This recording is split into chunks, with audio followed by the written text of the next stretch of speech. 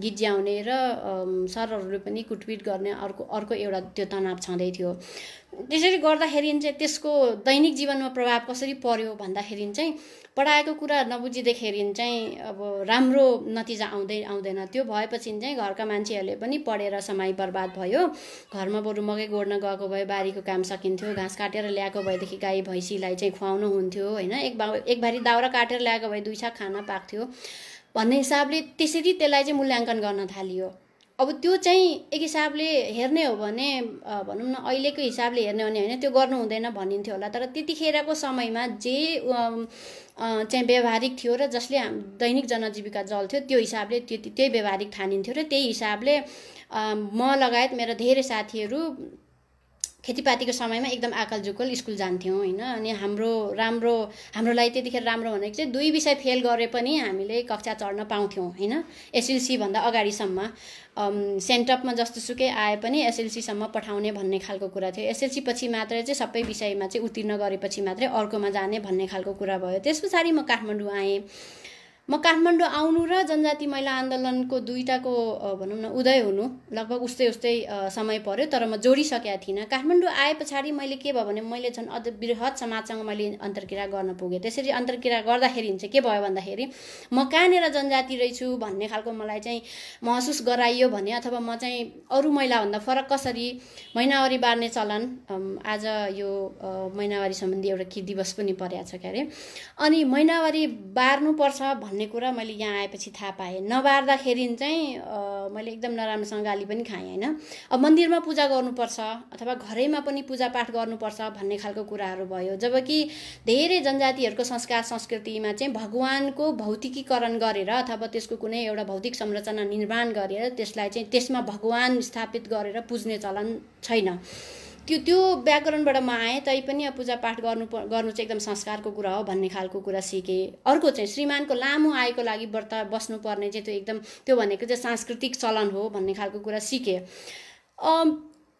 अब यस्तो खालको कुराहरू चाहिँ सिकाइयो मात्रै होइन कि त्यो चाहिँ अपनाउनको लागि माहौल पनि अलरेडी त्यहाँनिर हुन्थ्यो। त्यो माहौलमा चाहिँ मैले चाहिँ त्यो गर्दाखेरि म चाहिँ सामाजिक बन्ने रहेछु, रुचाइने रहेछु, अरू समुदायको साथीभाइहरूसँग पनि म चाहिँ नजिकिने हुने रहेछु भनेपछि चाहिँ मैले पनि केही समय त्यो अपनाएँ त्यो परम्परा होइन। त्यो हिसाबले चाहिँ अब त्यो अपनाउँदाखेरि चाहिँ मलाई के लाग्यो भने सामाजिक रूपमा म चाहिँ स्वीकार्य हुँदैछु भन्ने खालको मलाई लाग्थ्यो होइन। बिस्तारै बिस्तारै धेरै कुराहरू पनि सिक्दै जान थाल्यो, अन्तर्क्रिया हुन थाल्यो र त्यसरी गर्दाखेरि चाहिँ मलाई एकदमै अनुभव गराइएको कुरा अथवा मैले गरेको कुरा चाहिँ के थियो भनेदेखि मैले जे गरेर आइरहेको थिएँ त्यो चाहिँ असभ्य कुरा हुन्, ती चाहिँ अनपढले गर्ने खालका कुराहरू हुन्, ती चाहिँ भनौँ न नजानेका मान्छेहरूले गर्ने कुरा हुन्, बुझेका जानेका पढे लेखेका राम्रो मान्छेले गर्ने भनेको चाहिँ यी हुन् है भन्ने खालको दुईटा त्यसको स्तर छुट्याइयो होइन। त्यो भएपछि चाहिँ अब त्यसरी चलिरहेको थियो र मेरो पढाइ पनि केही हदसम्म अगाडि बढिरहेको थियो। संयोगवश चाहिँ अब म अन्तर्क्रिया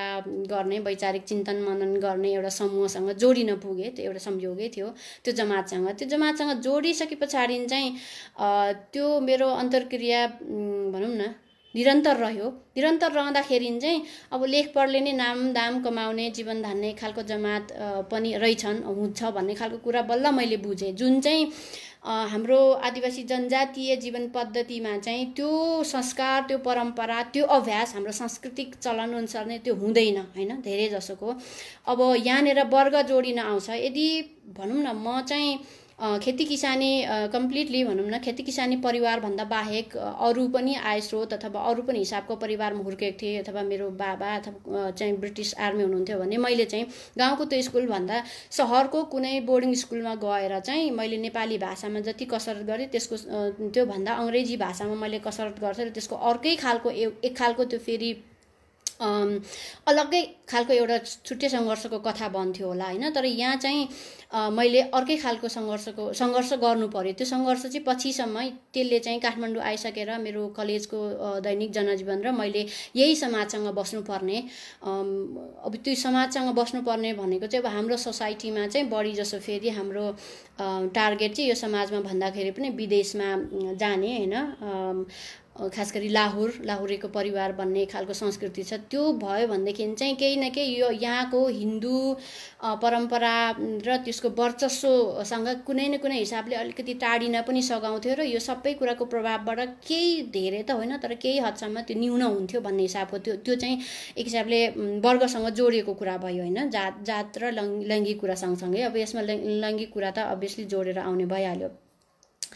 अनि त्यसरी गर्दाखेरि चाहिँ के भयो भन्दाखेरि चाहिँ त्यो जमातमा पुगेपछि अलिकति चिन्तन मनन गर्ने एक खालको शैली त्यो देखेपछि चाहिँ मलाई एउटा कुरा के थाहा भयो भनेदेखि चाहिँ मूल प्रवाह जसलाई भन्छौँ त्यो मूल प्रवाहभन्दा म चाहिँ फरकको पृष्ठभूमिबाट आएको रहेछु र गैर जनजाति समुदायका मानिसहरूले सोच्ने धरातल र शैली फरक हुँदो रहेछ, मैले सोच्ने शैली पनि एकदम फरक रहेछ भन्ने खालको मलाई लाग्न थाल्यो र अवधारणा र दृष्टिकोण पनि त्यसै गरी बन्छ जुन चाहिँ फरक एकअर्कासँग मेल नखाने खालको भनौँ न, दुईटामा कुनै कुनै त आपसमा बाजिने पनि कुनै कुनै दुईटाको सम्बन्धै नहुने खालको त्यो खालको, किनभने जीवन भोगाई र ती भोगाईहरूबाट आउने जुन खालको विचारहरू निर्माण हुन्छन् ती चाहिँ फरक तरिकाले नै निर्माण हुन्छन् र त्यसको उत्पादनको प्रक्रिया पनि फरक हुन्छ भन्ने खालको कुरा बुझे पछाडि चाहिँ त्यस्तो खालको फरकपन चाहिँ जनजाति समुदायभित्रै पनि लिङ्गको आधारमा रहेछ भन्ने खालको कुरा फेरि मैले केलाउन सक्ने भएँ होइन, केलाउन थालेँ एक हिसाबले।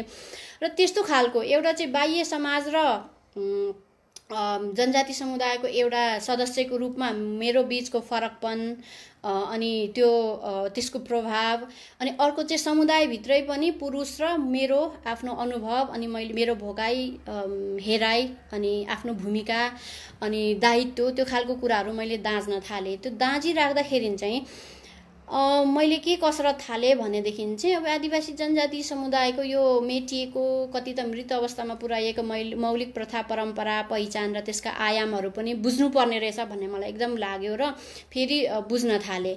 हो त्यो हिसाबले गर्दाखेरि चाहिँ यही सबै प्रक्रियाबाट चाहिँ धेरै जसो जनजाति समुदायको भनौँ न मान्छेहरू जानुपर्ने चाहिँ स्थिति छ अहिले, किनभने हामीसँग बनी बनाऊ कुनै पनि त्यस्तो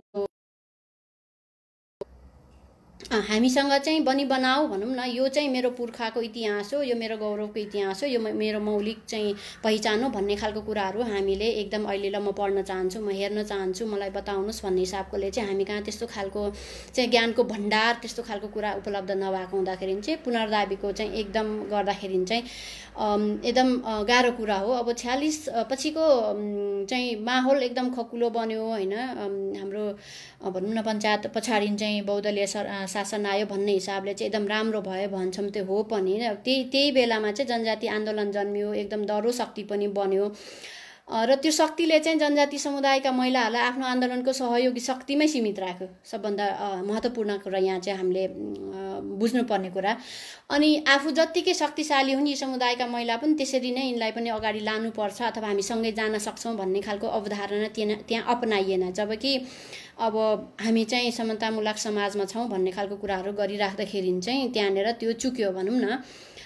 अनि राज्यको नजरमा चाहिँ समुदायकै महिला भए होइन, जनजाति समुदायहरू चाहिँ भनेको तिनको जातीय पहिचान जनजाति महिला भए, ती जनजाति महिला जनजाति समुदायका महिला भए, अनि मूल प्रवाहको नजरमा पनि ती जनजाति समुदायकै महिला भन्ने खालको भयो। अब यो मूलधार भनेर हामीले भन्छौँ होइन, आन्दोलनको महिला आन्दोलनको कुरासँग पनि जोडिन्छ यहाँ, जसले चाहिँ लैङ्गिक समानताको लागि सामाजिक न्यायको लागि चाहिँ आफ्नो एकदम लामो यात्रा पनि तय गरेको छ जनजाति महिला आन्दोलनको दाँजोमा। त्यो आन्दोलन र अब नागरिक समाजको रूपमा 46 पछाडि उदाएको भनौँ न नागरिक समाजको एउटा ठुलो सर्कलले पनि अब यी समुदायका महिलाहरू चाहिँ निश्चित जातीय समुदायकै महिलाहरू हुन् भन्ने खालको कुरा भयो र अघि अब हिन्दू मान्यतामै नाप जाँच गर्दाखेरि चाहिँ फेरि यी चाहिँ अब एकदम स्वतन्त्र छन् हिन्दू संस्कार संस्कृतिको तुलनामा, अनि समान पनि छन्, सशक्त छन्, आर्थिक रूपमा चलखेल गर्ने पसल राख्ने अथवा भट्टी पसलले चलाएर होस् अथवा रक्सी पसल गरेरै होस् अथवा चाहिँ ज्यामी काम गर्नु टाढा काहीँ दूर दराजमै गएर फेरि एक्लै हिँडेर आएर भए पनि काम चलाउने समुदायका महिलाहरू ती हिसाबले चाहिँ भन्ने हिसाबले अब एक हिसाबले सशक्त रूपमा हेरियो। त्यो फेरि त्यो चाहिँ तथ्य पनि हो, त्यो वास्तविकता पनि हो। तर त्यो वास्तविकतालाई चाहिँ हाम्रो सामाजिक संरचना र राज्यको नीति अनुसार चाहिँ जोड्न सकिएन भनौँ न। त्यो हिसाबले चाहिँ ती फेरि बिचमा पारिए। त्यसो गर्दाखेरि चाहिँ के भयो, 50 को दशकदेखि चाहिँ जनजाति महिलाहरूले आफ्नो चाहिँ हामीलाई हाम्रो सरकारको कुराहरूलाई सुन्नको लागि चाहिँ पहिला के गर्नु पर्यो, हाम्रो पहिचान अंगीकार गर्नु पर्यो। राज्यले र बाह्य समाजले हाम्रो पहिचान पहिला चाहिँ सुनिश्चित गरिसके पछाडि मात्रै चाहिँ के हुन्छ, हाम्रो अरू सरकारको कुराहरूलाई चाहिँ हामीले आवाज राख्ने एउटा आधार भेट्छौँ। त्यो आधारमा चाहिँ हामीले हाम्रो आवाज सशक्त बनाउन सक्छौँ भन्ने हिसाबले चाहिँ जनजाति महिलाहरूले आफ्नो एउटा छुट्टै महासङ्घ बनाए हैन, राष्ट्रिय आदिवासी जनजाति महासङ्घ। र त्यो राष्ट्रिय आदिवासी जनजाति महासङ्घले चाहिँ जनजाति महासङ्घ भनौँ, नेपाल आदिवासी जनजाति महासङ्घकै पच्चापलाई पछ्यायो। एक हिसाबले उसकै आफ्नै संरचना सङ्गठनको शैली त्यस्तै खालको हिसाबले चाहिँ बनायो। र सङ्गठित हुनुको कारण चाहिँ त्यतिखेर जनजाति महिलाहरूले चाहिँ 3वटा चाहिँ बताएका थिए। त्यो भनेको चाहिँ अब नेपालको आदिवासी जनजाति आन्दोलनको चाहिँ एकदम शक्तिशाली हिस्सा बनेर त्यो शक्ति प्रदान गर्दै जनजातिहरूको जे जति अधिकारहरू छन् पहिचानसहित सुनिश्चित गर्ने भन्ने खालको कुरा भयो। अर्को चाहिँ यो मूलधारको नारीवादी आन्दोलन भनौँ अथवा महिला आन्दोलन, नेपालको महिला आन्दोलनमा चाहिँ हाम्रो शारीरिक अथवा भौतिक उपस्थिति मात्रै होइन, हाम्रो पहिचान सहितको सवाल सहितको उपस्थिति हुनु पर्यो भन्ने खालको कुरा। र अर्को एउटा महत्त्वपूर्ण कुरा भनेको चाहिँ समुदायमा पनि हिन्दूकरणको प्रभाव बढ्यो, पितृसत्ता बढ्यो, हाम्रो मौलिक प्रथा परम्पराहरू चाहिँ हराएर अब हाम्रो चाहिँ लैङ्गिक असमान, लैङ्गिक असन्तुलित सम्बन्धहरू चाहिँ अभ्यासहरू चाहिँ एकदम मौलाए, तिनलाई कम गर्दै निमिटान्न पार्ने भन्ने यो 3टा कुरालाई लिएर चाहिँ जनजाति महिलाहरू सङ्गठित भएर यी सबै कुरालाई चाहिँ बाँध्ने एउटा मियो भनेको चाहिँ पहिचान। पहिला चाहिँ जनजाति महिला भन्ने चाहिँ एउटा छुट्टै पहिचानको एउटा क्याटेगोरिकल आइडेन्टिटी चाहिँ राज्यले स्वीकार्नु पर्यो, समाजले स्वीकार्नु पर्यो भन्ने खालको कुरा चाहिँ आयो। त्यसरी गर्दाखेरि चाहिँ अब सबभन्दा पहिलो चाहिँ पहिचान र सहअस्तित्वको कुरा धेरै जोड दिएको कुरा। अर्को भनेको चाहिँ पहिचानसहित प्रतिनिधित्वको कुरा, राज्य सञ्चालनको हरेक अङ्गमा चाहिँ एकदम, अनि त्यो चाहिँ प्रतिनिधित्व मात्रै होइन अर्थपूर्ण सहभागिताको कुरा। यो चाहिँ खास गरी संविधान सभा भनौँ न चाहिँ चालु भए पछाडि 62-63 को जनआन्दोलन पछाडिको कुरा। अब राज्यको नीति, राष्ट्रिय अन्तर्राष्ट्रिय कार्यक्रमहरू, विकास र परियोजनाहरू जस्तै हुन्छ राष्ट्रिय आवधिक योजनाको कार्यक्रमहरू, अब यो दिगो विकास लक्ष्य, त्यस्तो खालको कुराहरूमा चाहिँ आदिवासी जनजाति महिलाहरू चाहिँ पारिनु पर्यो। बजेट त्यसमा चाहिँ एलोकेट हुनु पर्यो। लैङ्गिक बजेट छुट्याउँदाखेरि चाहिँ विभिन्न समुदायको महिलाहरूको पनि छुट्याउनु पर्यो, जसमा आदिवासी जनजाति समुदायको लागि पनि तोकिनु पर्यो भन्ने खालको एउटा आवाज। अर्को चाहिँ अब आदिवासी जनजातिको मौलिक प्रथा परम्पराहरू जति पनि छन्, भाषा, पहिरन, धर्म, ती सबै कुरा चाहिँ जसरी हिन्दू संस्कारमा तीज एकदम राम्रोसँग मान्न पाइन्थ्यो होइन, सकिन्छ अझै पनि, नपाइने त होइन। त्यसलाई चाहिँ संरचनागत हिसाबले जुन खालको त्यसको चाहिँ अभ्यासहरू निर्वाध रूपमा गर्न सकिन्थ्यो र त्यसको लागि धेरै स्रोत साधन पनि उपलब्ध हुन्थ्यो, त्यही हिसाबले चाहिँ जनजाति महिलाहरूले पनि आफ्नो वेशभूषा, मौलिक प्रथा परम्पराहरू, संस्कृतिहरू चाहिँ अपनाउनको लागि चाहिँ बाधा व्यवधानहरू जुन खालको त्यो फुकुवा मात्रै गर्ने होइन कि तिनको एकदम निर्वाध अभ्यास गर्ने चाहिँ वातावरण होस् भन्ने खालको अर्को उनीहरूको पहिचानसँग जोडिएको मुद्दा हो। अर्को चाहिँ अब हिन्दूकरणको जबरजस्त अभ्यास, अब पितृसत्तात्मक संरचना अन्तर्गत हुने अभ्यास, व्यवहार र मनोवृत्तिहरूको चाहिँ एकदम रोकथाम हुनु पर्यो भन्ने हिसाबले यो चाहिँ कतै न कतै चाहिँ एक हिसाबले समग्र महिला आन्दोलनसँग जोडिएको कुरा पनि हो।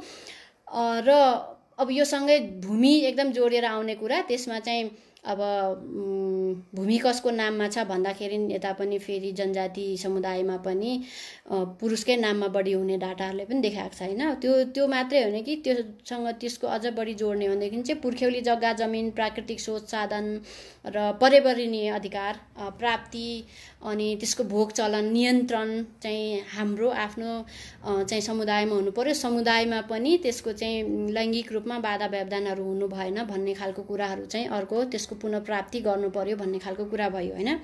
त्यो सँगै अर्को कुरा चाहिँ अब जनजाति महिलाको छविलाई कसरी प्रयोग गरिन्छ अथवा कसरी बाह्य समाजले हेर्छ भन्ने खालको कुराहरू चाहिँ एकदम समस्यामूलक भएको हुँदाखेरि चाहिँ तिनलाई पनि भनौँ न त्यस्तो खालको चाहिँ छविहरू चाहिँ सम्मानित छवि हुन् उत्तिकै भन्ने हिसाबले चाहिँ ती पहिचानहरूलाई पनि उत्तिकै सम्मान हुनु पर्यो होइन। एकदम पीडित चरित्रहरूको मात्रै निर्माण गर्नु भएन, अथवा चाहिँ उच्छृङ्खल चरित्रको रूपमा मात्रै चाहिँ यी समुदायका महिलाहरूलाई चाहिँ लिनु भएन होइन। मनोरञ्जनका लागि मात्रै चाहिँ उपयुक्त हुने समुदाय भन्ने हिसाबको एक खालको त्यो खालको चरित्र चित्रण पनि छ भन्ने हिसाबको चाहिँ समस्याहरूको चाहिँ त्यो औँल्याइएको हुँदाखेरि चाहिँ तिनको समाधान हुनु पर्यो भन्ने खालको कुरा। अर्को चाहिँ अब यो पहिचानसँगै जोडिने कुरा, जनजाति महिलाहरूको आवाज उठाउनको लागि चाहिँ अघि मैले भने जस्तो तथ्याङ्कहरूको अभाव त छँदैनछ। त्यो हिसाबले चाहिँ जनजातीय र लैङ्गिक रूपमा चाहिँ एकदम खण्डीकृत तथ्याङ्क, जसलाई डिसएग्रिगेटेड डाटा भनिन्छ नि, त्यो खालको चाहिँ डाटाहरू निर्माण अनि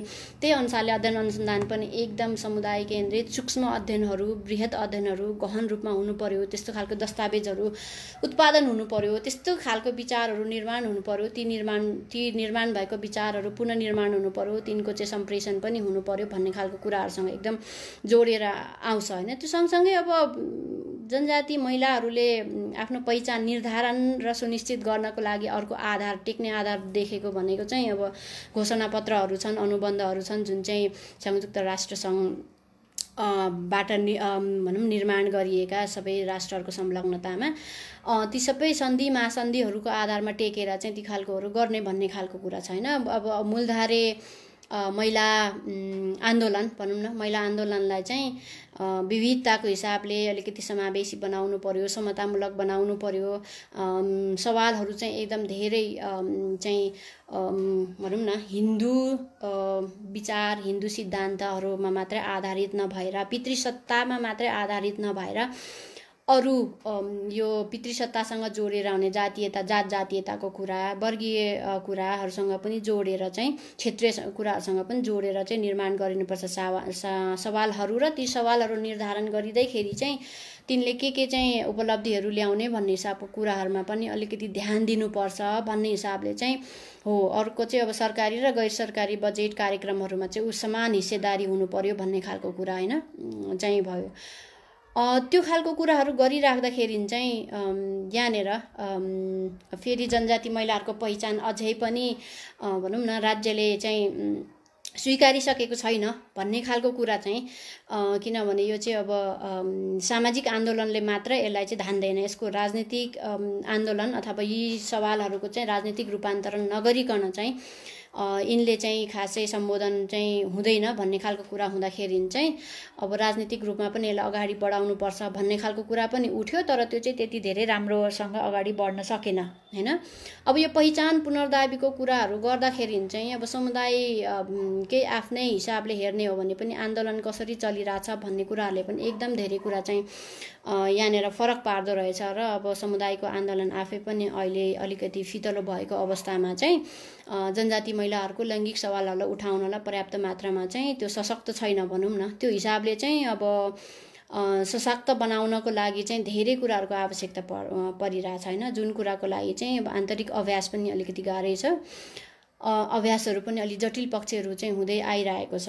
र अर्को एउटा समस्या देखेको कुरा चाहिँ मैले आफैले अर्को एउटा समस्या भनेको चाहिँ कस्तो भयो भन्दाखेरि चाहिँ जनजाति महिलाहरू जो पहिचानको पुनर्दाबी गरिरहनु भएको छ नि, उहाँहरू आफैले पनि आफ्नो पहिचानको पुनर्दाबी गर्ने आधारहरू चाहिँ एकदम राम्रोसँग त्यसमा चाहिँ छलफल गरेर चिन्तन मनन गरेर यो विषयहरूमा चाहिँ हामीले राख्नुपर्छ भन्ने खालको अलिकति स्पष्ट खाका रणनीतिहरू चाहिँ नभएको हुँदाखेरि चाहिँ त्यो समस्या चाहिँ छ भनौँ न। त्यो खालको कुराहरूले गर्दाखेरि पनि अलिकति बिचैमा चाहिँ अल्झिरहेछ भनौँ न अहिले चाहिँ। तर मुख्य गरी चाहिँ अहिलेको यो जनजाति महिलाहरूको एउटा क्याटेगोरीलाई मात्रै एउटा टापुको रूपमा मात्रै हेर्ने भन्दाखेरि पनि यो जनजाति महिलाहरूको एउटा टापु भयो र अरू थुप्रै यस्तो नेपालको अरू पहिचान भएका महिलाहरू, अरू पहिचान जनित समस्या भएको थुप्रै समुदायका महिलाहरू समूहहरू हुनुहुन्छ। ती समूह सँगसँगै कसरी जाने भन्ने खालको कुरा चाहिँ अहिलेको एकदम चाहिँ भनौँ न जल्दो बल्दो कुरा हो, जसमा चाहिँ अब दलित महिलाको सवाल आउँछ, मधेसी महिलाको सवाल आउँछ, अनि यौनिक तथा लैङ्गिक अल्पसङ्ख्यक समुदाय को कुरा आउँछ होइन। अब यस्तै अरू व्यावसायिक हिसाबले पनि काम गरिराख्नु भएको यौनकर्मी महिलाहरूको कुरा आउला। अब यो सबै कुराहरू चाहिँ आदिवासी जनजाति समुदायसँग एकदमै जोडिएको विषयहरू भए र ती विषयहरूमा कसरी जोडेर जाने आफ्नो पहिचान पुनर्स्थापित गर्नको लागि भन्ने खालको कुराहरूमा चाहिँ अलिकति सोच्न बाँकी रहेको कुरा भयो होइन। र यो सोच्नको लागि चाहिँ जनजाति महिला आफै एक्लैले गरेर चाहिँ गाह्रो छ र समुदायको पुरुषहरूको पनि साथ चाहिँ एकदमै आवश्यक छ। त्यसको लागि चाहिँ जनजाति आन्दोलनले पनि लैङ्गिक सवालहरूमा आफ्नो आन्दोलनलाई चाहिँ अलिक लैङ्गिक रूपमा सन्तुलित बनाउनु पर्ने चाहिँ खाँचो देखिन्छ। र त्यस पछाडि मात्रै चाहिँ जनजाति एज सच जनजाति समुदायका महिलाहरूको एउटा क्याटेगोरीले चाहिँ यो खालको कुराहरू चाहिँ भनौँ न अरू बाह्य समुदायहरूसँग चाहिँ सशक्त रूपमा आवाज अगाडि लान सक्छ भन्ने चाहिँ मलाई लाग्छ। अब अहिलेलाई मोटामोटी रूपमा मैले मेरो आफ्नो सरस्वती एक सरो कुरा चाहिँ मैले यहाँ राखेँ। प्रश्नहरू म हेर्छु तपाईँहरूको, त्यसपछि प्रश्नको अनुसारले म चाहिँ जान्छु।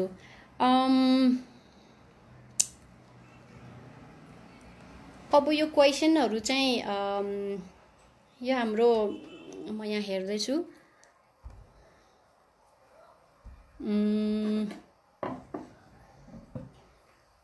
ओके,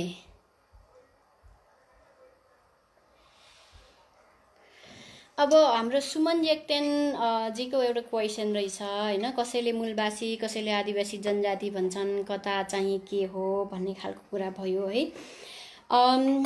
तपाईको यो कुरा चाहिँ एकदम पहिचान स्थापना को बहससँग जोडिएको कुरा हो। यो चाहिँ के भयो भनेदेखि चाहिँ 46 सालभन्दा अगाडि पञ्चायत कालको अवधिमा पनि धेरै आदिवासी जनजातिहरूको समुदायका मान्छेहरूले चाहिँ आफ्नो सांस्कृतिक र भाषिक अधिकारको लागि एकदम लडिरहनु भएको थियो। त्यो बेलामा चाहिँ यो आदिवासी जनजाति भन्ने एउटा क्याटेगोरी निर्माण गरिसकेको थिएन। त्यतिखेर चाहिँ आफ्नै विवेकले चाहिँ कसैले चाहिँ यो मुलुकको पुरानो बासिन्दा हो भन्ने हिसाबले चाहिँ हामी मूलवासी हौँ भन्ने गर्थ्यो।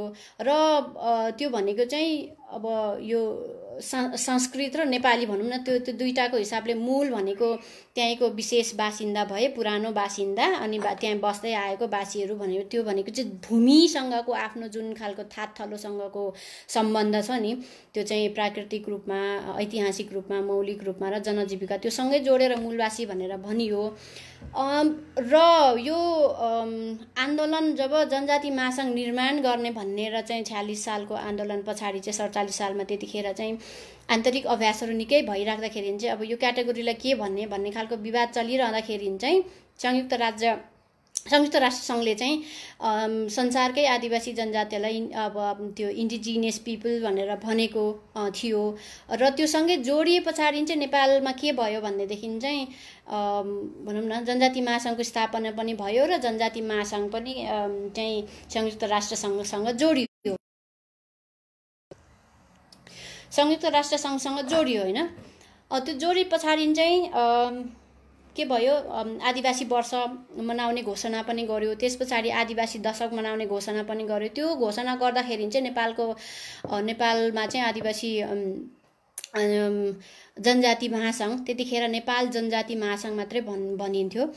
र चाहिँ उसले चाहिँ अब हाम्रो पहिचानलाई कसरी लाने भन्ने खालको कुराहरू गरिराख्दाखेरि चाहिँ अब संयुक्त राष्ट्र सङ्घले चाहिँ आदिवासी शब्द एकदम प्रयोग गरेको, नेपालमा प्रयोग नभइसकेको र भारतमा पनि प्रयोग हुँदाखेरि चाहिँ यहाँ डिबेट चलिरहेको थियो कि आदिवासी राख्ने हो कि नराख्ने, जनजाति राख्ने कि नराख्ने। फेरि आदिवासी राख्दाखेरि चाहिँ त्यतिखेर राज्यले त्यसलाई चाहिँ राज्य अनि भनौँ न त्यतिखेरको राजनीतिक संयन्त्रमा चाहिँ त्यो अपाच्य हुने हिसाबले अलिक साम्प्रदायिक बढी नै सुनिने भन्ने हिसाबले चाहिँ त्यसलाई के गर्यो, त्यसलाई राखिया थिएन। पछि संयुक्त राष्ट्र सँगको भएपछि चाहिँ आदिवासी शब्द अपनाइयो। त्यो त्यस पछाडि चाहिँ बल्ल नेपाली समाजमा स्वीकार्य, यहाँको राज्यले स्वीकार्यता जनाउने भएपछि चाहिँ अब मूलवासी भन्दा आदिवासीतिर चाहिँ लम्किएको चाहिँ हाम्रो इतिहास छ होइन। अझै पनि कतिपय व्यक्तिहरूले चाहिँ मूलवासी नै हौ हामी भन्ने खालको पनि भन्नुहुन्छ। त्यो चाहिँ एकदम डिबेटेबल कुरा हो पहिचानको सन्दर्भमा। अनि तर जे होस् अन्तर्राष्ट्रिय सन्धि महासन्धि र अन्तर्राष्ट्रिय आदिवासीहरूको एक खालको संयुक्त पहलमा चाहिँ जुन खालको स्वीकारोक्ति भयो आदिवासी शब्द, त्यस पछाडि चाहिँ आदिवासी र जनजाति नेपालको कन्टेक्स्टमा चाहिँ त्यो दुईटा शब्दलाई जोडेर बनाइयो होइन। अर्को चाहिँ अम, ए हाम्रो अर्को एकजनाको चाहिँ रहेछ के चैते काइरा, उहाँले भन्नुभएको छ पहिचानको कुरा गरिन्छ तर चुनावको बेला भोट चाहिँ किन बाहिर जान्छ भन्ने खालको कुरा गर्नुभएको रहेछ। यो चाहिँ एकदम बृहत ठुलो हाम्रो राजनीतिक र शासकीय सम्बन्धसँग जोडिएको कुरा हो। अब यो चाहिँ अहिले कुरा गर्दाखेरि छोटकरीमा मैले भन्दाखेरि चाहिँ हाम्रो हाम्रै भनौँ न यहाँ जनजाति समुदायका मान्छेहरूले पनि अथवा हाम्रो जनजाति समुदायका राजनीतिज्ञहरूले आफ्नै पार्टी खडा नगरेका पनि हैनन्। ती पार्टीहरूलाई टिक्ने आधार भनेको चाहिँ फेरि जनजाति शैलीले, जनजाति परम्पराले, जनजातिको ज्ञानले मात्रै चाहिँ त्यो पार्टीहरूलाई वैधानिकता दिन नसकिने हाम्रो सामाजिक संरचना छ। त्यो हिसाबले चाहिँ त्यो पार्टी टिक्दैन, त्यो पार्टीले धेरै कार्यकर्ता निर्माण पनि गर्न सक्दैन। त्यो भएपछि चाहिँ आफ्नो कार्यकर्ता को सशक्तिकरण, त्यसलाई प्रशिक्षण गर्ने पनि त्यसरी हुँदैन। अब धेरै जसो कुरा चाहिँ यहाँ जति पनि मूल प्रभावका राजनीतिक पार्टीहरू छन्, स्रोत, साधन, सत्ता भनौँ न, शक्ति, पद सबै चाहिँ त्यहीँनिर केन्द्रित छ। त्यो केन्द्रित छ भनेपछि चाहिँ विकेन्द्रित नभएसम्म चाहिँ त्यो सबै कुरा चाहिँ विकेन्द्रित नभएसम्म चाहिँ पहिचानको जति कुरा गरे पनि अब यो भोटको बेलामा चाहिँ धेरै कुरा त्यतैतिर तानिन्छ। त्यतिखेर जस्तो खालको चलखेलहरू हुन्छ अथवा यसको लामो प्रभावहरू देखिन्छ, त्यो खालको कुरा चाहिँ अब यो एकदम जटिल कुरा हो होइन। अनि अर्को कुरा चाहिँ अब अर्को प्रश्नतिर जाउँ। नरेश काङमाङजीको प्रश्न रहेछ, महिला समानताको लागि राजनीतिक पार्टीको क्याडर्सबाट जबसम्म विद्रोह हुँदैन तबसम्म सोचे जति छिटो हुन गाह्रो छ। अर्को कुरा, रोजगारीको अवसरले इन्डिपेन्डेन्ट हुने प्रशस्त सम्भावनाको निर्माण हुन्छ कि भन्ने खालको कुरा गर्नुभएको रहेछ। अब यो विद्रोहको कुरा चाहिँ अब विभिन्न कालखण्डमा जनजातिका समुदायहरूले विद्रोह गरेकै हुन्। त्यो चाहिँ राणाकालदेखि को इतिहासहरू, त्यसमा पुस्तकहरू पनि धेरै नै लेखहरू पनि छन्। पुस्तक भर्खरै पनि एउटा आएको थियो।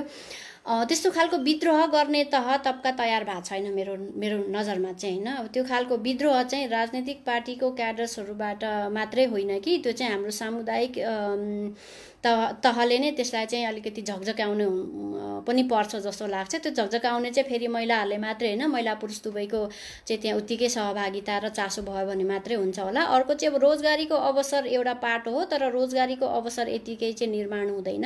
अहिले पनि धेरै जसो हाम्रै समुदायका महिलाहरू, हाम्रो भनेको जनजाति समुदायका महिलाहरू वैदेशिक रोजगारमा, त्यो पनि निम्न स्तरको काम मानिने अथवा चाहिँ त्यो सिप होइन बलको काम अनि धेरै खतरा जोखिमपूर्ण कामहरूमा चाहिँ गइरहेछ होइन। त्यो पनि एक खालको रोजगारी सिर्जना त भएको हो, तर त्यस्तो खालकोले मात्रै चाहिँ हुँदैन। अलिकति यो देशको सामाजिक संरचना, आर्थिक भनौँ न, आर्थिक जुन उपार्जनको कुरा हुन्छ नि, त्यो भित्रै चाहिँ एउटा मुख्य के भन्छ त्यसलाई चाहिँ कम्पोनेन्टको रूपमा यो समुदाय स्थापित नहुन्जेलसम्म चाहिँ त्यो चाहिँ गाह्रो हुन्छ जस्तो मलाई लाग्छ। अर्को चाहिँ करण लिङदेनको कुरा, लिम्बू जातिहरू आदिवासी जनजातिहरू हो कि मूलवासी हो?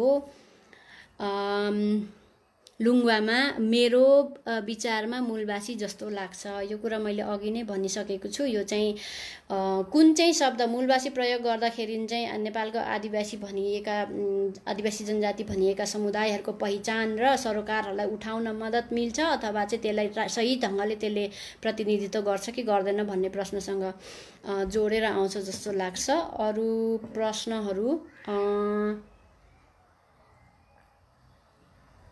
अहिले मैले पाएको अरू प्रश्न के छन्? अब अर्को यहाँ चाहिँ हाम्रो मेन्दो बोमजनको प्रश्न रहेछ, हजुरले गर्नुभएको ती भौतिक पूजा पाठ र धर्मकर्मको नाममा गरेको मैले बुझिनँ यो अलिक ओके, धर्मकर्मको नाममा गरेको घर परिवार समाजको देखावटीका लागि मात्रै थियो या भित्री आत्माले पनि आत्मसात गरेको थियो? नाना, किन मैले चाहिँ आफ्नो आत्माले आत्मसात नगरेको कुराको चाहिँ आफन्तो गर्न नसक्दा जिन्दगी थप चुनौतीपूर्ण हुनुको मजा नै बेग्लै रहेछ भन्ने अनुभव गर्दैछु आजभोलि। अब यो चाहिँ मैले अलि बिचमा मैले भनेको कुरा चाहिँ हामी भनौँ न जुनसुकै समुदायबाट आए पनि कतै न कतै यस्तो खालको अलमलपनहरू हाम्रो समाजमा रहिरहन्छन्। अब आदिवासी जनजाति समुदायका महिलाहरूको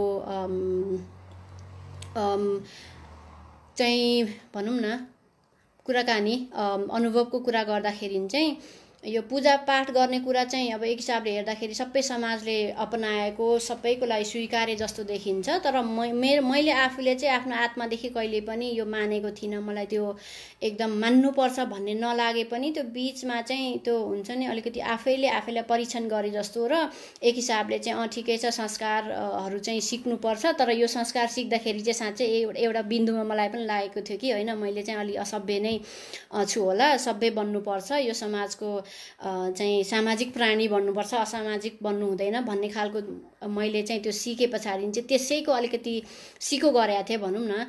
त्यसो गर्दाखेरि चाहिँ त्यहाँबाट म बाहिर अहिले निक्लेर चाहिँ मैले भनौँ न मेरो आफ्नो छुट्टै म चाहिँ तीजको व्रत बस्दिनँ, म तीज मान्दिनँ, मैले चाहिँ मन्दिरमा गएर भगवानको मूर्तिलाई ढोक्दाखेरि मेरो आस्था आउँदैन भन्न सक्ने भाछु होइन। त्यो भनेको चाहिँ मेरो आत्माले आत्मसात नगरेको कुरामा मैले बोल्न सक्ने भएँ। त्यति बोल्न सक्ने हुनको लागि पनि मेरो आफ्नो चाहिँ भनौँ न जरो किलो कहाँ छ अनि त्यसको हाँगाबिगा कसरी छन् र त्यसले चाहिँ अहिलेको समाजमा कसरी काम गरिरहेछ, म किन चाहिँ अरूभन्दा पृथक सोच्छु होला अथवा म अरूभन्दा चाहिँ मलाई किन यस्तो खालको कुराहरू चाहिँ ठिक लाग्दैन होला, रातो साडी लाएर मलाई तीजमा जानलाई किन चाहिँ खासै मेरो लागि महत्त्वको कुरा होइन होला भन्ने खालको कुराको चाहिँ म आफैसँग जवाफ दिन सक्ने छु होइन।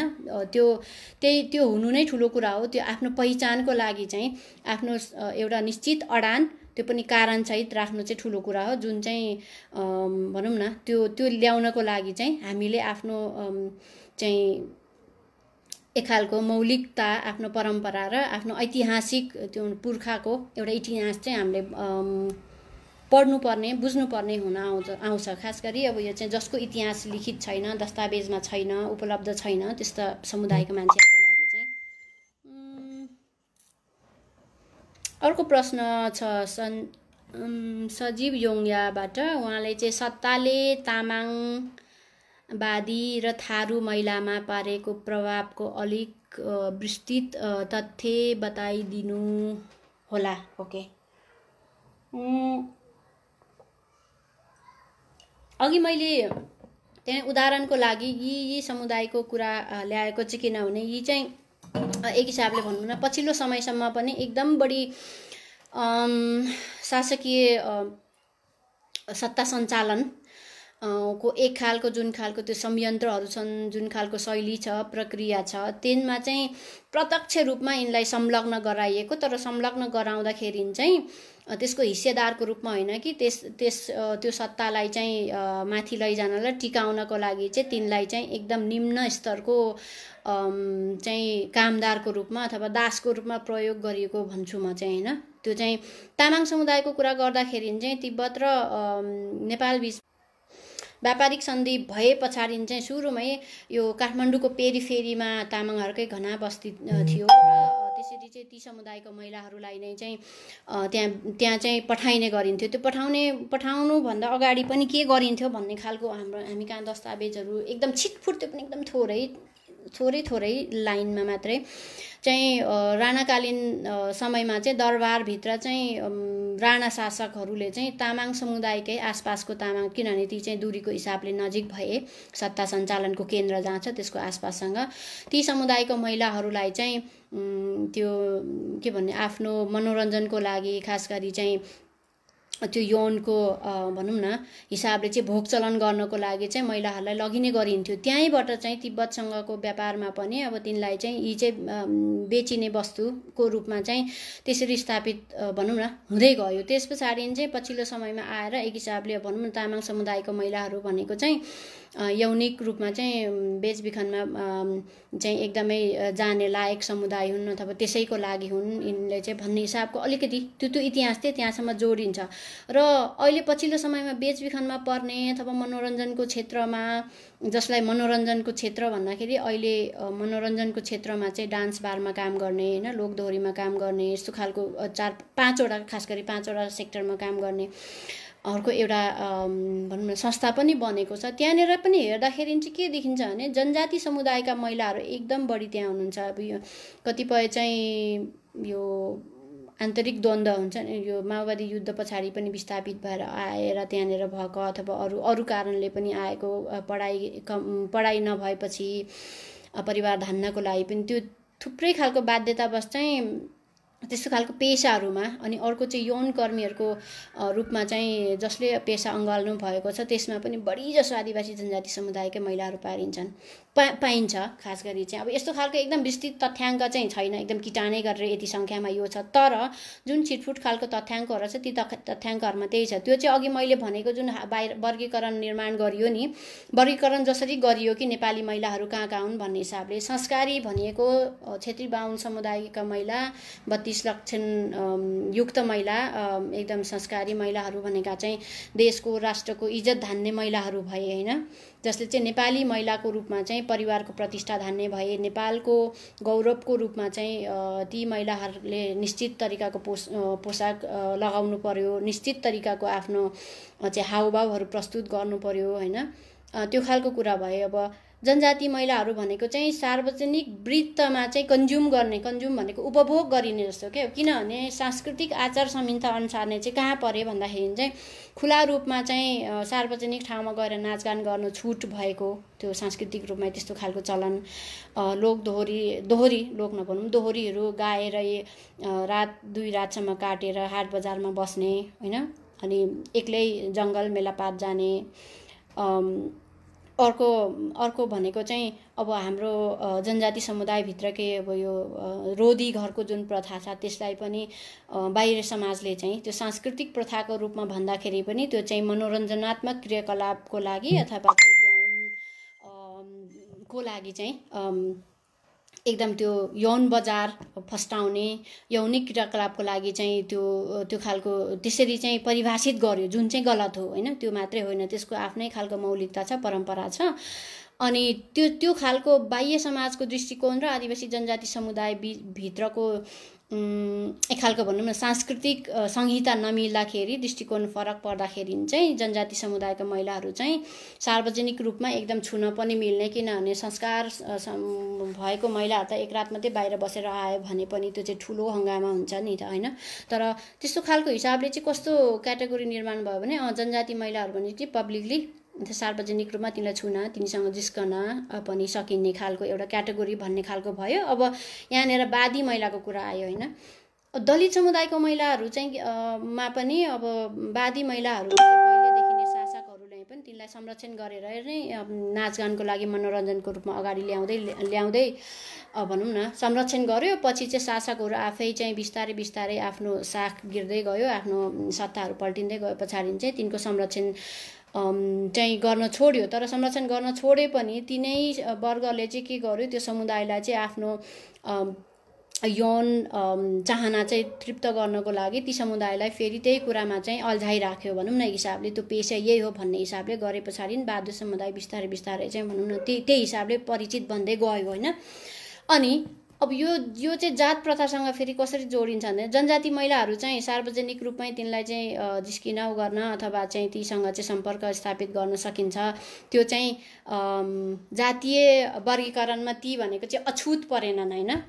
कोही छोइछिटो हालेर पानी चल्ने, कोही छोइछिटो नहाले मतलब पानी यतिकै पनि चल्ने, खानपिन चल्ने होइन, घरमा आउजाउ चल्ने, सामाजिक सम्बन्ध खुलेआम राख्न सकिने समुदाय भएको भएर तिनसँगको उठबेस चाहिँ स्वीकार्य भयो। दलित समुदायकोहरू चाहिँ अब जातीय हिसाबले एकदम तल्लो निम्न स्तरमा राखिएको, छुवाछुत बार्नुपर्ने, अब त्यो ऐनमै पनि भनिएको थियो नि कोसँग कसले सम्बन्ध स्थापित गर्यो भने कस्तो खालको सजाय भेट्ने भन्ने खालको त्यो सबै कुराले गर्दाखेरि तिनलाई चाहिँ पछिल्लो समयमा आएर के गर्यो भने गोप्य रूपमा एकदम त्यो यौन शोषण गर्ने एउटा क्याटेगोरीको रूपमा चाहिँ लियो भनौँ न।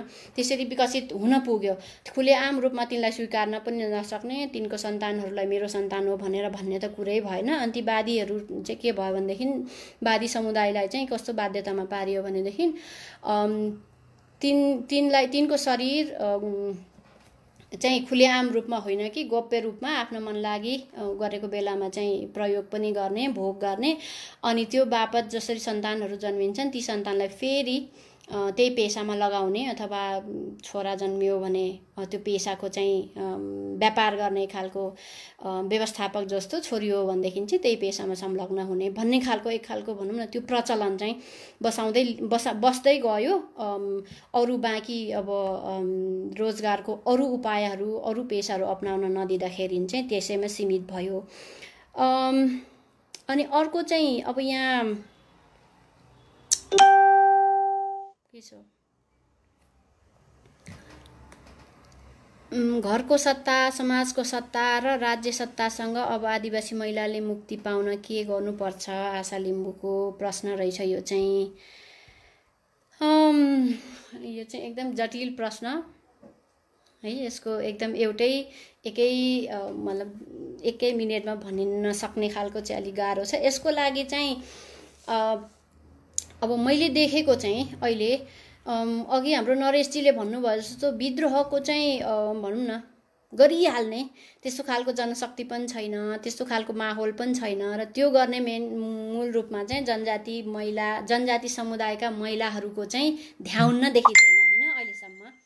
त्यो नदेखिसके पछाडि चाहिँ अबको भनेको चाहिँ वैचारिक रूपमा भनौँ न वैचारिक रूपमै लडाइँ लड्नुपर्ने हुन्छ। किनभने कुनै पनि कुरा तपाईँको विचारमा, तपाईँको मस्तिष्कमा, तपाईँको दिमागले स्पष्ट खाका कोर्न सक्दैन, कुनै पनि कुरालाई त्यसको स्पष्ट एउटा चित्र निर्माण गर्न सक्दैन भनेदेखि चाहिँ त्यो कुरा कहिले पनि पूर्ण हुँदैन।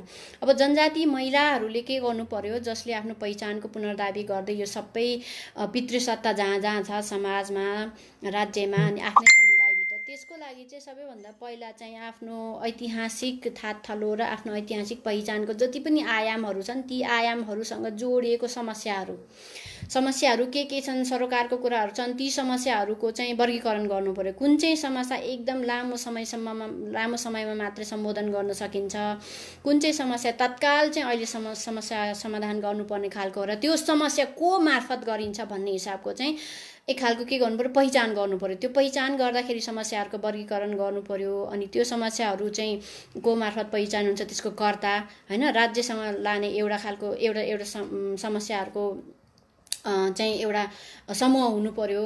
राजनीतिक दलहरूसँग चाहिँ नेगोसिएसन गर्ने एउटा खालको समस्याहरू हुनु पर्यो, र समुदायसँग चाहिँ त्यो राख्ने एउटा खालको समस्या हुनु पर्यो, र त्यो समस्याहरूको दीर्घकालीन अल्पकालीन कसरी त्यसलाई चाहिँ सम्बोधन गर्न सकिन्छ भन्ने हिसाबले गर्नु पर्यो। त्यो गर्नको लागि चाहिँ भनौँ न पृष्ठभूमिमा अभ्यास, आन्तरिक अभ्यास एकदम धेरै गर्नुपर्छ। त्यसको लागि चाहिँ वैचारिक रूपमा नै मन्थन, चिन्तन, छलफल र यो धेरै कुरा गर्नुपर्छ, र विचारले आफ्नो तर्कहरू पुष्टि गर्न सक्ने एउटा जमात चाहिँ निर्माण हुनुपर्छ। र त्यो विचारहरू चाहिँ फेरि कुन माध्यमबाट कसरी बाहिर ल्याउने भन्ने अर्को एउटा चुनौती पनि छ। किनभने विचार त यहाँ हामीसँग थुप्रै होलान् होइन, हाम्रो समुदायकै यस्ता धेरै व्यक्तित्वहरू हुनुहुन्छ जसले यो विषयमा धेरै ज्ञान पनि राख्नुहुन्छ होइन। अघि मैले आदिवासी ज्ञानको पनि कुरा गरेँ, र त्यस्तो खालको विचार आदिवासी ज्ञानको मात्रै चाहिँ हामी ज्ञाता भएर यो खालको अचिभमेन्ट चाहिँ हुँदैन। आदिवासी ज्ञानको ज्ञाता सँगसँगै अब चाहिँ यो राज्य सञ्चालनको प्रक्रिया, राज्य सञ्चालन कसरी हुन्छ, यो समाज कसरी सञ्चालन भइरहेछ, त्यो सञ्चालनको प्रक्रियामा हामी कहाँ छौँ भनेर आफ्नो सोसल पोजिसनिङ होइन, सामाजिक अवस्था भनौँ न, हाम्रो सामाजिक सांस्कृतिक अवस्था, आर्थिक र राजनीतिक अवस्था कहाँ छ भनेर पनि एकदम त्यसलाई दुइटैलाई सँगसँगै लिएर जाने चाहिँ त्यस्तो खालको जमातहरू तयार हुनुपर्छ, र त्यही आधारमा चाहिँ हामीले अगाडि लानुपर्छ। अनि अर्को चाहिँ यो घरको सत्तासँगको कुरा चाहिँ अब यसमा चाहिँ के गर्नु पर्यो भन्दाखेरि चाहिँ यो आन्तरिक दैनिक जीवनमा लागू हुने सबैभन्दा चाहिँ बढी झेल्नुपर्ने कुरा पनि हो होइन। बढी इन द सेन्स कि त्यो चाहिँ पल पलमा त्यो कुरासँग जुझ्नु परिरहेको हुन्छ। त्यसरी जुझ्दाखेरि चाहिँ अब जनजाति महिलाहरूले के भन्न सक्नु पर्यो भने हामीले समतामूलक समाजको चाहिँ पहिचान बोकेका छौँ, त्यो सबै कुरा हामी भन्छौँ। हामी पारिवारिक रूपमा केही हिसाबमा निर्णायक अवस्थामा छौँ, तर त्यो निर्णायक अवस्था चाहिँ हरेक कुरामा चाहिँ लागू हुनु पर्यो। एउटा चाहिँ त्यो हरेक कुरा भनेको चाहिँ आफ्नो वैयक्तिक स्वतन्त्रताको कुरा मात्रै होइन कि घर परिवार सञ्चालन कसरी गर्ने। श्रीमान र श्रीमती दुइटै जागिर खाइरहेको हुन्छन्, तर अब अहिले धेरैको परिवारमा हेर्ने हो भनेदेखि चाहिँ श्रीमान आए पछाडि चाहिँ सिधै आराम गर्नु पाउने अथवा रिमोट समातेर टिभी हेर्न पाउने, तर श्रीमती चाहिँ किचनतिर लाग्नुपर्ने भन्ने खालको कुरा हुन्छ होइन। यो खालको कुरा चाहिँ यो पछि सिकेको भन्ने खालको हामी आफैले ब्लेम गेम भन्छौँ नि, एक खालको त्यो ब्लेम गेम नखेलिकन चाहिँ हामी चाहिँ हाम्रो समाज यो थियो र त्यही मातृसत्तात्मक समाज भनेर पनि अझ दाबी गरिन्छ, जुन चाहिँ त्यसको आधार चाहिँ म देख्दिनँ होइन। के मातृ सत्ता नभएर अब त्यो मातृसत्ता नै त स्थापित भएको भन्ने चाहिँ मैले अहिलेसम्म त्यस्तो एकदम पुष्टि हुने दस्तावेज भेटेको छैन। तर त्यसको केही कम्पोनेन्टहरू चाहिँ हामीले अपनाउँदै थियौँ। ती कम्पोनेन्टहरू फेरि अपनाउन थाल्नु पर्यो, किनभने केही भनौँ न गैर जनजाति पुरुषहरूले लेख्नु भएको छ कि जनजाति समुदायको जुन लैङ्गिक समानताको अभ्यास छ त्यो चाहिँ नेपाली समाजले अपनायो भने मात्रै पनि, बृहत समाजले अपनायो भने मात्रै पनि लैङ्गिक शक्ति सम्बन्धमा अलिकति सन्तुलन आउने थियो भन्ने खालको पनि त्यो विचारहरू पनि छन् होइन। त्यही कुरालाई पुनःस्थापित गर्नु पर्यो आफ्नो घर परिवारमा पनि। अर्को बबिता म्याङबोकको कुरा रहेछ, आदिवासी महिलाहरू स्वतन्त्र छौँ त? होइन, महिला स्वतन्त्रता भनेको के हो? अनि खस आर्य महिला चाहिँ स्वतन्त्र छैनन् त? सधैँसँगै होइन्छ त? अब यसमा चाहिँ स्वतन्त्रताको परिभाषा अथवा त्यसको मापदण्ड कसरी गरिन्छ भन्ने कुरा प्रमुख हुन आउँछ है। हामी कहाँ चाहिँ भनौँ न आदिवासी जनजाति महिलाहरू स्वतन्त्र छैनन् भन्ने पनि होइन, एकदम छन् भन्ने पनि होइन। अब त्यसलाई कहाँ कुन चाहिँ एङ्गलबाट हेर्ने भन्ने कुरा हो। अब एकदम हिन्दू समाजबाट हुर्केर आएको कसैको लागि चाहिँ आफ्नो बाबा आमाको अनुमति बिना कहीँ बाहिर जान नपाएको होइन, पढ्न जाँदाखेरि पनि भाइ अथवा दाइसँगै लिएर जानुपर्ने, बजार जाँदाखेरि बाबासँगै जानुपर्ने, कहीँ जाँदाखेरि चाहिँ अब मर्यादा इज्जतमा दाग लाग्छ भनेर जानु नपाइने, बजारतिर एक्लै दोक्लै जानु नपाइने, राति अर्काको घरमा अथवा कहीँ बस्नु नहुने खालको सोसाइटीबाट त्यो समाजबाट आउनु भएको छ भनेदेखि त जनजाति महिलाहरूले जुन खालको स्वतन्त्रताको उपभोग गर्दै आएको छ त्यो धेरै स्वतन्त्र हो, त्यो मान्नुपर्छ होइन। अब यो चाहिँ एकदम सापेक्षित भनौँ न कुरा भयो, को कहाँसँग कसरी हेर्ने। तर यहाँ हामीले कुरा गर्नुपर्ने कुरा चाहिँ अब हामी अहिले यस्तो अन्तर्गुलित समाजमा छौँ कि अरू कति धेरै समाजसँग हामी यसरी सँगसँगै हिँडिरहेछौँ, काम गरिरहेछौँ भनेपछि चाहिँ हामीसँग छेत्री बाहुन समाजका महिलाहरू पनि हुन्छ होइन, दलित समुदायको, मधेसी अथवा यावत जति धेरै हाम्रो समाजमा विविध छ त्यो विविध समाजसँग हामी एकदम अन्तर्क्रिया गरिरहेछौँ। त्यो अन्तर्क्रिया गर्दाखेरि पनि हाम्रो आफ्नो आफ्नै पोजिसन छ, आफ्नो आफ्नै विचारहरू छन्, आफ्नै अडानहरू छन्। हामी सँगै छौँ, आफ्नो आफ्नो हिसाबले हामी विभिन्न ठाउँमा स्वतन्त्र छौँ, तर यसलाई व्यक्तिगत रूपमा आफ्नो आफ्नो हिसाबले परिभाषित गर्न सके पनि सामूहिक रूपमा जनजाति महिलाहरूको हिसाबले र अरूको हिसाबले हेर्ने हो भनेदेखि चाहिँ जनजाति समुदायको लैङ्गिक सम्बन्ध भनौँ न अहिलेभन्दा पहिले कस्तो थियो र अहिले कस्तो छ भन्ने कुराले निर्धारण हुन्छ। न कि मेरो छिमेकमा छेत्री बाहुन समुदायको महिला हुनुहुन्छ, मेरो साथी, उहाँलाई चाहिँ जागिर खानु हुँदैन, श्रीमानले कमाइहाल्छ भन्छ, तर म चाहिँ जागिर पनि खान्छु, बोली पनि रहेको छु, हिँडी पनि रहेको छु भन्ने हिसाबको कुरालाई मात्रै होइन होइन। अब यहाँ चाहिँ सामूहिक रूपमा हेर्ने हो भने सत्ताको नजिक नीति निर्माण तहमा को छन् होइन, र त्यो सबै कुरामा चाहिँ अभ्यास गर्नको लागि चाहिँ कुन चाहिँ समुदायको महिलाहरू चाहिँ उत्पादन भइरहेछन् होइन, त्यो उपभोग गर्न सक्ने क्षमताको को छन्, त्यो सबै कुरा चाहिँ त्योसँग जोडिन्छ होइन स्वतन्त्रताको कुरा भनेको चाहिँ। अनि कलेज पढ्न चाहिँ अहिले सबैले पाउँछन् भन्ने हिसाबको कुराले त्यो स्वतन्त्रता हो, तर त्यो कलेज पढ्नको लागि र त्यो पढिसके पछाडि रोजगार कसले पाउँछ, त्यो कलेज पढिसके पछाडि कसको चाहिँ डिग्री मान्ने हुन्छ भन्ने खालको कुराहरूले पनि, र कहाँ पढेको डिग्री मान्ने हुन्छ भन्ने खालको कुराहरू पनि जोडिन आउँछ। अब त्यो हिसाबले चाहिँ भनौँ न यो हामी सँगै छौँ, हामी सँगै खान्छौँ बस्छौँ भन्ने हिसाबले मात्रै चाहिँ कुरा पुग्दैन होइन। अब दलित समुदायको मान्छेहरूसँग छुवाछुत गर्दैन, हामी सँगै चिया खान्छौँ भनेर एक कप चिया खाएर चाहिँ अनि हामी समान भयौँ भन्ने खालको कुरा जस्तै हुन्छ यो चाहिँ। अब यसमा चाहिँ तपाईँलाई एकदम भनौँ न एक हिसाबको सिधा कुरा चाहिँ तपाईँ थाहा छैन कुन ब्याकग्राउन्डबाट आउनुभएको बबिताजी। तपाईँको हजुरआमाको जीवनशैली भनौँ न कस्तो थियो, तपाईँको आमाको कस्तो थियो, अनि तपाईँको कस्तो थियो, अनि त्यो जीवनशैलीमा तपाईँको हजुरआमा र हजुरबाबाको भनौँ न बिचको सम्बन्ध, कामकाजको शैली, तपाईँको बाबा र तपाईँको आमाको, अनि तपाईँको र अरूसँगको, र त्यो चाहिँ अरू बृहत समाजसँग जोडेर हेर्ने हो भने अलि थाहा हुन्छ। अब चाहिँ धेरै कति लामो भयो। अब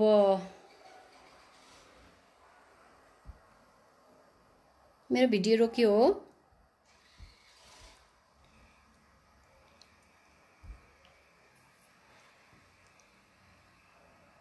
ओके, अब मेरो विचारमा हाम्रो प्रश्नहरू यति नै अहिलेलाई मैले रोकेँ। अरू प्रश्नहरू छन् भने तपाईँले मलाई यसको भनौँ न यसैको अब यो छलफल भनौँ न यो छलफल अब यतिकैमा रोकिनु हुँदैन भन्ने म मान्छु होइन। तपाईँहरूले यो विषयमा अरू पनि प्रश्नहरू गर्न सक्नुहुन्छ। मेरो फेसबुक पेजमा पनि तपाईँहरूले मेसेन्जरमा पनि तपाईँहरूको केही नभनी नहुने प्रश्नहरू छन् भनेदेखि चाहिँ राखिदिनु होला। त्यसको आधारमा हामी फेरि पछाडि छलफल पनि गर्दै जानेछौँ।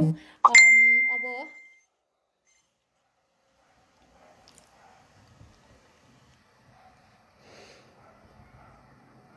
ओके,